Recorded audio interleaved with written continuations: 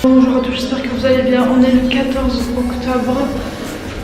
Je vais manger à Marseille au Mucem. Donc si pour certains d'entre vous qui connaissent, c'est un super endroit, donc je vous emmène là-bas. Et puis voilà, donc bonne journée à vous.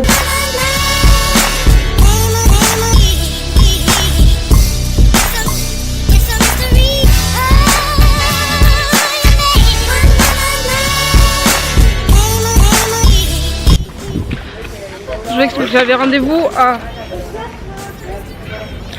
à midi et demi. Il est 13 h. Donc autant vous dire que je suis très en retard.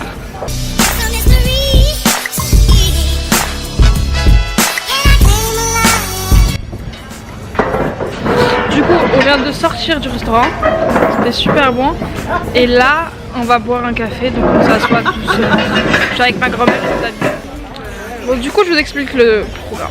En fait, ce que j'ai fait, donc comme je disais tout à l'heure, je suis avec ma grand-mère et des amis à elle. Et en fait, elle voulait prendre le bus. Et du coup, ce qui s'est passé,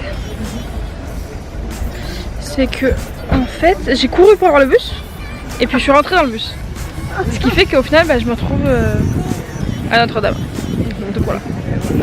Je fais Notre-Dame que j'ai déjà fait 10 millions de fois, que je connais par cœur. Mais bon. Je vous montre des photos parce qu'en fait, vous avez jamais rien vu. Tout ça. Donc c'est parti en fait.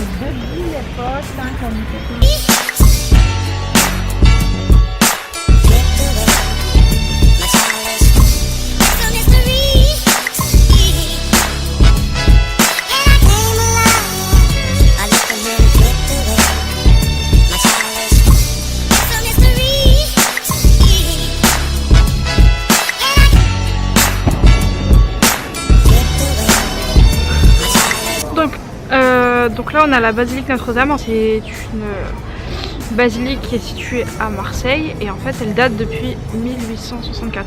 Les débuts de la construction ont été faits en 1853. Donc en fait les bases elles ont été construites sur un fort qui date du XVIe siècle, qui ont été construits par François Ier en 1536. Il faut également savoir qu'en 1862 un funiculaire a été créé pour justement accéder à cette basilique. Donc en fait la basilique Notre-Dame c'est vraiment l'emblème de Marseille. Notre-Dame de la Garde est surnommée la Bonne Mère. En fait comme je vous ai dit tout à l'heure, c'est le monument genre le plus touristique de Marseille. Et elle offre un panorama genre sur le rade et sur la ville qui est juste exceptionnel. Vous les verrez, enfin je vais vous mettre des photos là, enfin vous verrez. Mais c'est vraiment super quoi.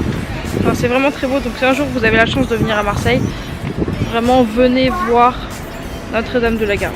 Donc comme je vous ai dit tout à l'heure, en fait il y a un funiculaire qui a été créé en 1892 et en fait ce funiculaire il a arrêté de son existence en 1967 et en 1967 il avait déjà transporté plus de 20 millions de passagers.